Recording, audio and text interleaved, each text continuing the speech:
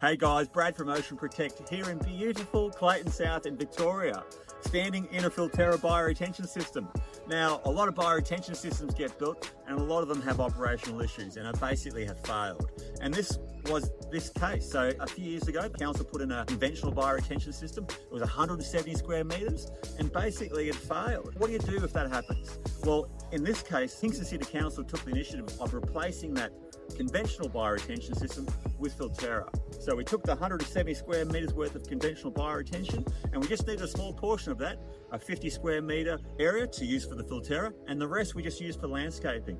Filterra can treat water at a much higher flow rate because it's got a different filter media to the conventional systems. So subsequently can be a lot smaller. Generally it's about 3 to 5 times smaller than a conventional bioretention system. So as a result, we can use the remaining area for landscaping.